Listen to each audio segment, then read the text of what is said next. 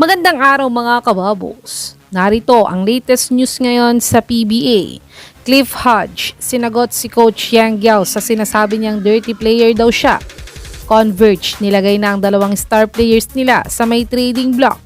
At Barangay Ginebra, may bagong good news ngayon para sa mga Ginebra fans ngayong Governor's Cup.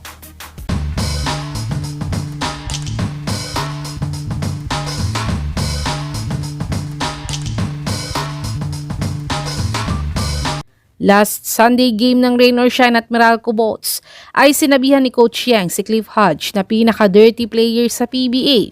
Ito ay dahil sa muntik ng pagka-injury ng star player ng Rain or Shine na si Adrian Nukum sa pagbangga ni Hodge dito.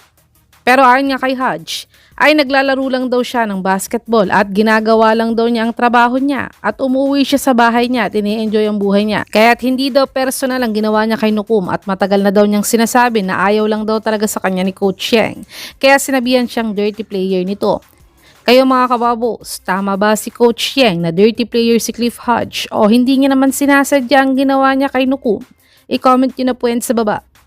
Dumako naman tayo sa balita, nilagay na ang Converge, ang dalawang star players nila sa trading block ngayong Governor's Cup. Matapos nga ang 3-game winning streak ng Converge sa umpisa ng Governor's Cup, ay nagsunod-sunod naman ang talo nila nang nagpalit sila ng import. Kaya't ngayon nga ay may 3-game losing streak na ang Converge. Kaya't ayon nga sa Reddit source na si Sir Snow Badua ay wala na daw balak ang Converge na i-extend ang kontrata ni Mikey Williams. Kaya't balak daw nila siyang i-offer sa Titan Ultra. At ang isa namang star player nilang nasa trading block ay si Alex Stockton. Dahil nagtatanong na daw si Stockton sa Converge kung gusto pa daw nila siya sa team o balak na din daw ba siyang i-trade ng Converge dahil bumababa nga ang minuto niya sa team ngayon. Sa tingin niyo mga kababos, saang mga team dapat papunta si Mikey Williams at Alex Stockton? I-comment niyo na po yan sa baba. Tumungo naman tayo sa balitang may good news daw ang Barangay Ginebra para sa mga Ginebra fans ngayong Governor's Cup. Natalo nga ang Gene Kings kontra sa Magnolia Hotshot sa score na 88-73. At ang best player sa larong ito ay si Xavier Lucero na nagtala ng 24 points, 10 rebounds at 10 out of 16 siya sa field goal made niya sa kanilang panalo. At sa panalo ng Magnolia sa larong ito ay umangat nga sila sa third seed sa group nila na may 2 wins at 3 losses. Samantalang ang Barangay Ginebra naman ay bumagsak sa fourth seed na parehas lang nila ng standings. Pero ayon naman sa Reddit source na Inquirer Sports, ay babalik na nga daw ang resident import ng Gene Kings ngayong August na si Justin Brownlee.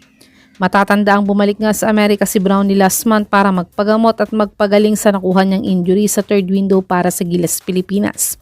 Kaya't sa pagbabalik nga ni Kabayan Brownlee para sa Gilas, Pilipinas, ay tiyak nakasabay na nito ang pagbabalik niya bilang import para sa Barangay Ginebra ngayong conference.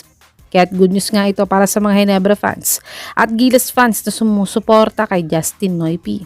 Sa tingin niyo mga kababo, sa pagbabalik ni Kabayan Brownlee, babalik na kaya sa tuktok ng standings ang Barangay Ginebra? I-comment niyo na po yan sa baba.